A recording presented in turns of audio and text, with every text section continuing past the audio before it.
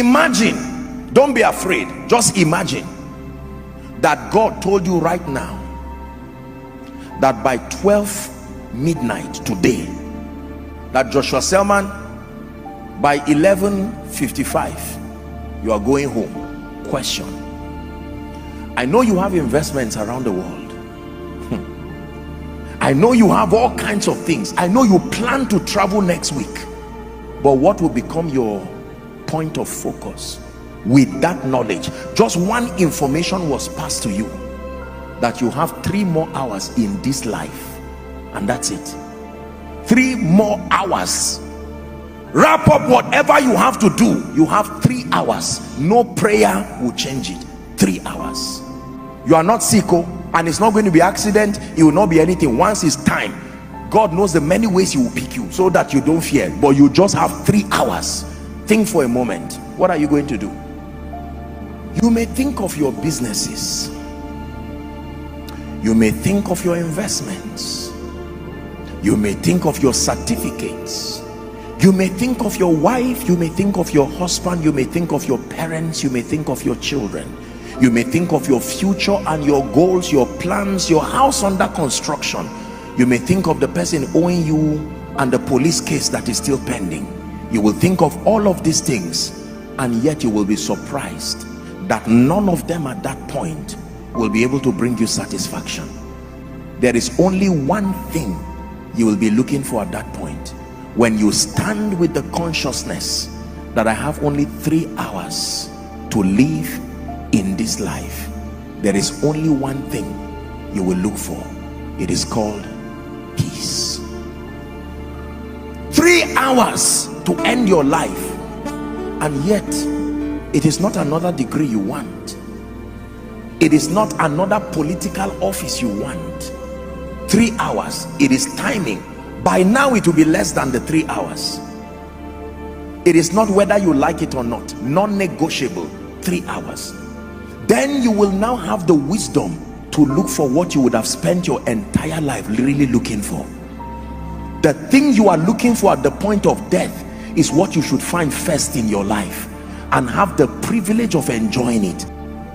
How come you only find it when you are hours to the end of your life, whereas that is really what you need even from the start of your life?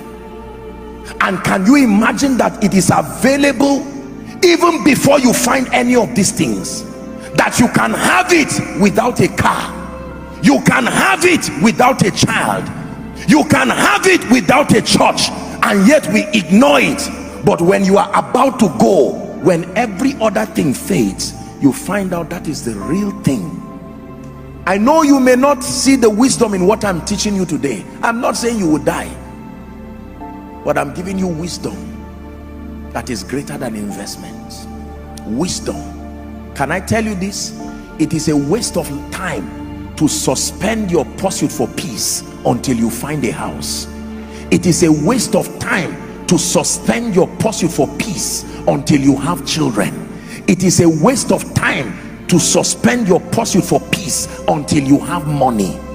None of those things have the power to give you peace. I can tell you, they may carry with them expressions of conveniences that may minister security, may minister variety, but security, variety, significance, love and acceptance, growth and advancement, impact and contribution are psychological ways of looking for the same thing: peace. Jesus said, I've given it to you. I don't give you when you finish your degree. I don't give you when you finish your master's. I don't give you when you finish your PhD. I don't give you when you become a professor. I don't give you when you are 60 years. Right where you are, before you even start your journey, you can carry the peace of God. When you find a house, is just an added advantage, but peace is there. Even if the house goes, your peace remains. As God grants you children, you are celebrating the children and dancing, but not without your peace. Can I tell you, no matter what you lose, you did not lose if what you have left is peace. But no matter what you gain, hear me, you really lost if you lost your peace on the way. Many of you start with that gift of peace, you throw it away to look for a wife, you throw it away to look for a husband, you throw it away to look for a job, you throw it away to look for ministry increase. At the end of it, watch what you have: children, a name, a private jet, money in your account in various currencies, a political position, titles, qualifications, no peace. Where did you keep it? And you find out that you left it in 1980. You threw it when you began your journey looking for other things, and at the end of your life you will say, house, give me fulfillment, and house says, not my assignment. Degree, give me fulfillment, it is not my assignment. All of them will say, my assignment is only to give you success.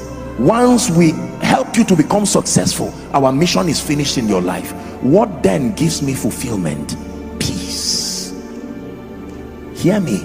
The only thing that can give you fulfillment in your life is the peace that comes with knowing that you have lived your life effectively, serving the purposes of God and being a blessing to humanity.